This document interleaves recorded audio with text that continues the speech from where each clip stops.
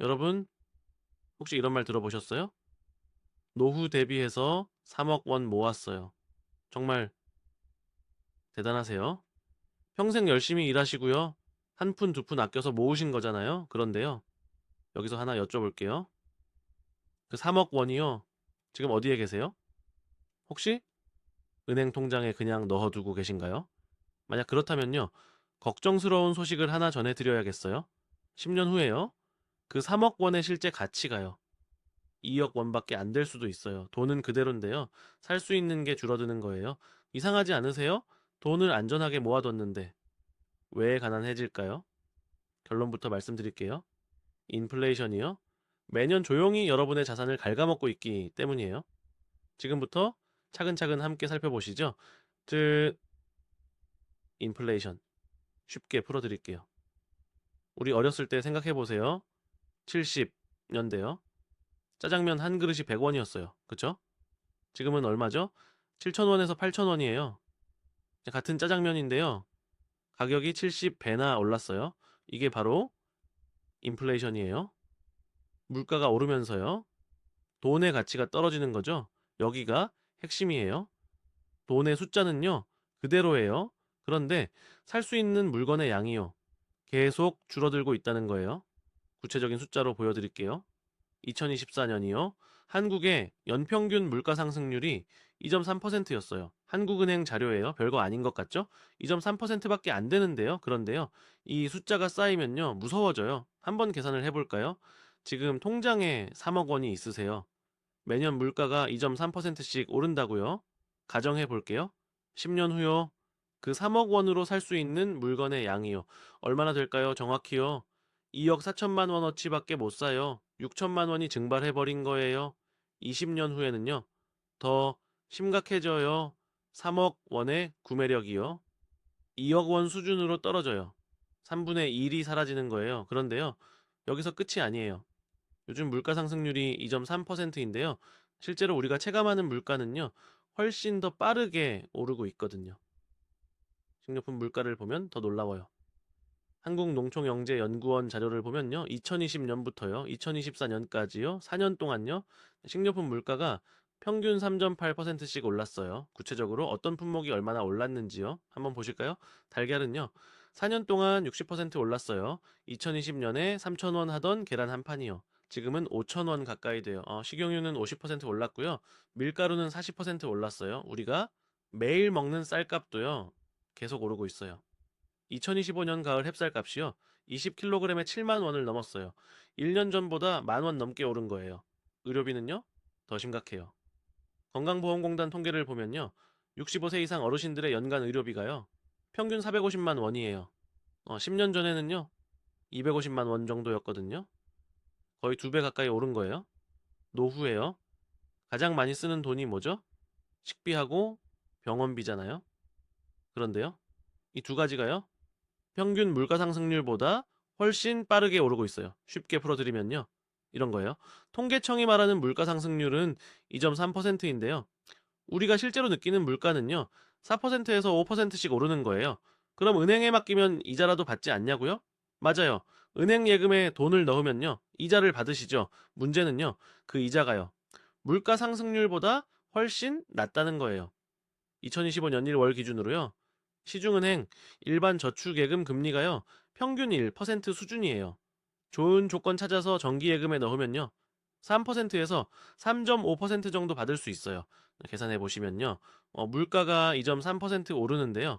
네, 이자로 3%를 받으시면요. 실질적으로는요. 0.7%밖에 못 버는 거예요. 더 큰 문제는요. 이제 대해서 세금을 내야 한다는 거예요. 예금 이제는요. 이자 소득세 15.4%가 붙어요. 3억 원을요. 3% 금리로 1년 넣으시면요. 이자가 900만 원이에요. 여기서 세금 138만 원을 떼면요. 실제로 손해 주는 돈은요. 762만 원이에요. 결국요. 실질 수익률은 0.5%도 안 돼요. 거의 본전치기 수준이에요. 미국의 한 연구 결과예요. 미국에서요. 2004년부터 2024년까지요.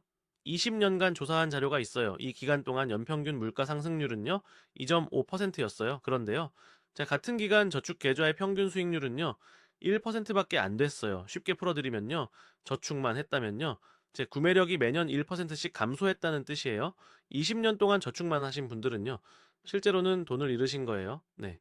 여기서 더 무거운 이야기가 있어요. 노후는요. 20년, 30년이 아니에요. 40년, 50년이 될 수도 있어요. 통계청 자료를 보면요. 2024년 기준요. 65, 새 한국인의 기대 여명이 21년이에요. 65, 새해에 은퇴하시면요. 평균적으로 86세까지 사신다라는 뜻이죠. 그런데요. 100세 시대라는 말이요. 괜히 나오는 게 아니에요. 실제로 90세, 100세까지요. 건강하게 사시는 분들이 계속 늘고 있거든요. 30년, 40년 동안요. 매년 2.3%씩 물가가 오르면요. 어떻게 될까요? 65세에 3억 원 가지고 계시면요. 90세가 됐을 때요. 그 돈의 가치는요. 1억 5천만 원 수준이 돼요. 절반으로 줄어드는 거예요. 더 무서운 건요. 나이가 들수록요. 의료비 지출이 급격히 늘어난다는 점이에요. 건강보험공단 자료를 보면요. 60대의 연간 평균 의료비가 400만 원 정도인데요. 80대가 되면요. 1000만 원을 넘어요. 2배 반이 늘어나는 거예요. 돈의 가치는 떨어지는데요. 쓸 돈은 더 늘어나요. 이 두 가지가 겹치면요. 정말 위험해져요. 그렇다면 어떻게 해야 할까요? 첫 번째는요. 자산 배분이에요. 전문가분들이 말씀하시는요. 은퇴 후 적정 자산 배분을 보면요. 현금이나 예금 같은 안전자산 비중을요. 60%에서 70% 정도로 유지하래요. 나머지 30%에서 40%는요. 자, 주식이나 채권 같은 투자 자산에 넣으시는 거예요. 아니, 노후인데 주식을 사라고요? 하고 놀라실 수도 있어요. 맞아요. 주식은 위험해요. 가격이 오르락 내리락 하니까요. 하지만요. 장기적으로 보면요. 주식 수익률이 물가 상승률보다 훨씬 높아요. 미국 S&P 500 지수를 보면요. 최근 20년간 연평균 수익률이요. 7%에서 8%예요. 물론 우리나라 주식은요. 미국만큼 안정적이지 않아요. 그래서 전문가분들은요. 한국 주식보다는요. 미국이나 전 세계에 투자하는 펀드를 추천하세요. 두 번째는요. 배당주나 리츠예요. 배당주는요. 기업이 매년 주주들에게 이익을 나눠주는 주식이에요. 은행이자보다 높은 배당을 받을 수 있어요. 리츠는요. 부동산 투자 신탁이에요. 건물이나 땅에 투자해서요. 임대료 수익을 주주들에게 나눠주는 거죠. 어느 분이 자신의 은퇴 자산 배분을 공개하셨는데요. 60%를 배당주예요. 30%를 성장주예요. 10%를 현금에 넣으셨대요. 주된 목표가요. 안정적인 현금 흐름을 만드는 거였다라고 하세요. 세 번째는요. 연금이에요. 국민연금은요. 물가 상승률을 반영해서 매년 인상돼요. 2025년에도요. 물가 반영해서 연금액이 올랐어요. 국민연금만으로 부족하시면요. 개인연금이나 퇴직연금을 활용하실 수 있어요. 연금은요. 세제 혜택도 있고요. 평생 받을 수 있다는 장점이 있어요. 다만 주의하실 점이 있어요. 연금도 종류에 따라 수익률이 천차만별이에요. 어떤 연금은요. 원금도 못 건지는 경우가 있어요. 가입하시기 전에요. 수익률하고 수수료를 꼼꼼히 확인하셔야 해요. 네 번째는요. 정기적인 점검이에요.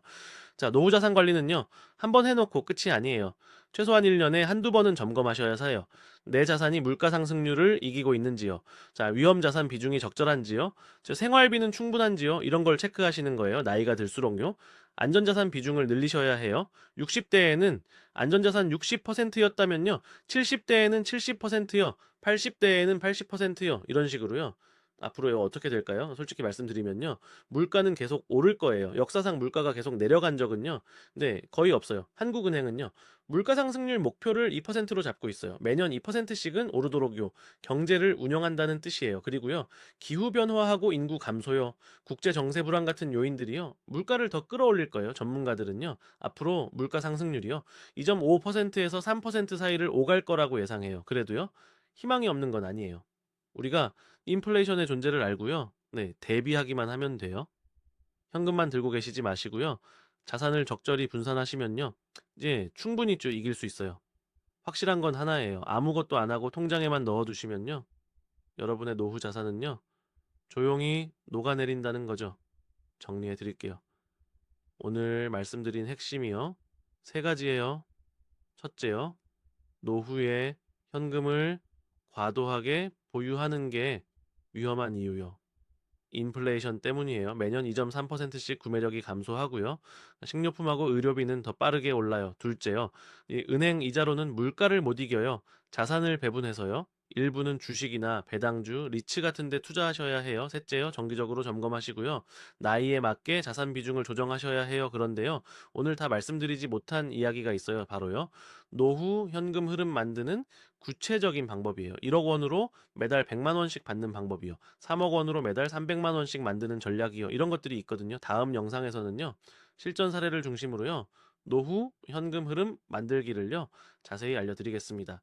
시청자 여러분은요, 노후 자금을 어떻게 관리하고 계세요? 현금 비중이 얼마나 되시나요? 혹시 비슷한 고민 있으시면요, 댓글로 나눠주시면 감사하겠습니다. 함께 고민하면요, 좋은 해결책이 나올 거예요. 구독과 좋아요 눌러주시면요, 더 유익한 내용으로 찾아뵙겠습니다. 여러분의 노후가 풍요로우시길요, 진심으로 응원합니다.